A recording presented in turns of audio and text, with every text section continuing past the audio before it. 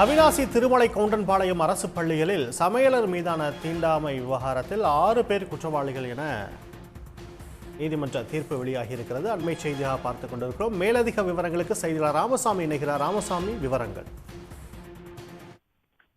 நிச்சயமாக திருப்பூர் மாவட்டம் அவிநாசி அடுத்த திருமலை கவுண்டம்பாளையம் பகுதியில் கடந்த 2018ஆம் ஆண்டு ஜூலை மாதத்தில் சமையலராக பாப்பால் என்பவர் அங்கு பணியாற்றி வந்துள்ளார். இவர் பட்டியலின சமூகத்தை சேர்ந்தவராக இருந்துள்ளார்.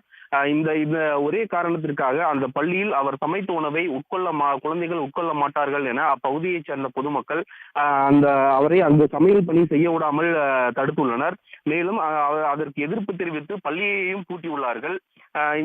இந்த விஷயம் காரணமாக பல்வேறு கட்ட போராட்டங்கள் பல்வேறு அமைப்பினர்களால் மேற்கொள்ளப்பட்டது.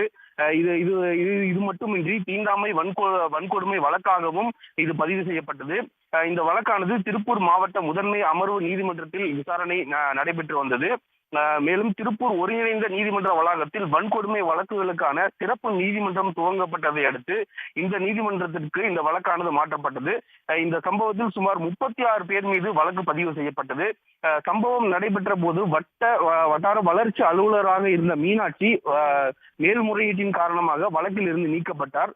மேலும் இந்த வழக்கில் குற்றவாளிகளாக சேர்க்கப்பட்டிருந்த மீதமுள்ள 35 பேரில் 4 பேர் உயிரிழந்தனர். மீதமுள்ள 31 பேர் மீதான வழக்கு விசாரணையானது நடைபெற்று வந்த நிலையில் இந்த வழக்கில் இன்று தீர்ப்பு வழங்கப்படும் என அறிவிக்கப்பட்டிருந்தது.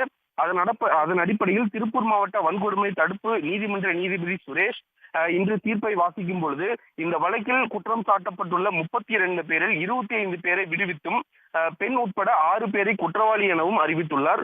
மேலும் இந்த குற்றவாளிகளாக அறிவிக்கப்பட்ட பழனிசாமி கவுண்டர், சக்திவேல், சண்முகம், வெள்ளியங்கிரி, துரைசாமி, சீதாலட்சுமி ஆகிய 6 பேரின் தண்டனை விவரங்களை இன்று மதியம் 2 மணிக்கு மேல் அறிவிக்கப்படும் எனவும் தெரிவித்துள்ளார்.